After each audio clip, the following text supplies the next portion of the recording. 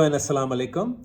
In chapter 17, verse 88, Allah is challenging the whole of mankind and jinn to come together and try to replicate or produce something like Quran. And in different verses throughout the Quran, he is also making the challenge very easy by asking him at least to produce 10 surahs like what you have in Quran, or at least to produce one chapter, or at least to show one contradiction in the Quran. So what makes it very unique and very difficult to reproduce or replicate? For the obvious reason, it is from Allah subhanahu wa ta'ala himself. It is not written by any man.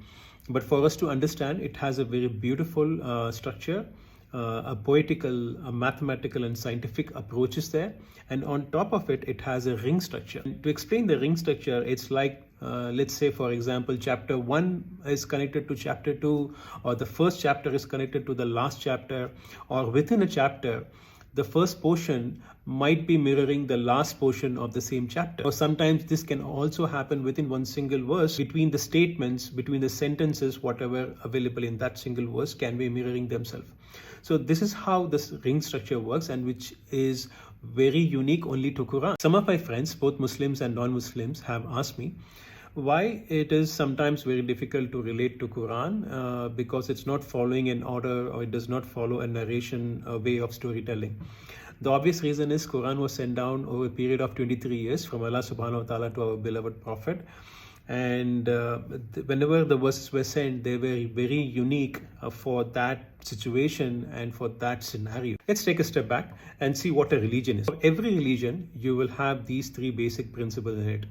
The religion will tell you who's your God, and it will tell you the do's and don'ts, and it will tell you about afterlife. If you do good, you go to heaven. If you do bad, you go to hell. That is the basic principle of our teachings of any religion. Quran is also a religious text of Islam, and it also follows this principle. It speaks very extensively about Allah's oneness. It speaks about do's and don'ts in Islam, and it speaks very highly and precisely to detail about afterlife, about heaven and hell. From our childhood, we have been trained to read and understand books in a very specific way. When we read books about, say, let's say alphabets, we don't read about numbers. When we're reading a book about numbers, there is no poetry in it.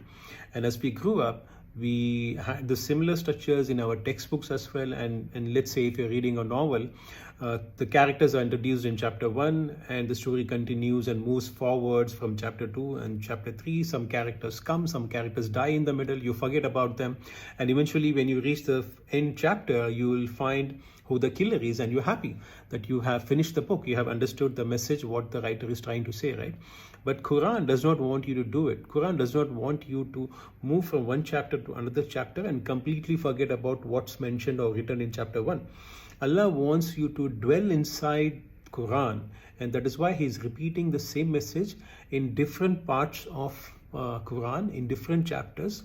You move from one chapter to another chapter, you keep on turning pages of Quran, you will see the message coming back to you again and again. And that is the purpose and goal of Quran. That is what Allah wants us to do.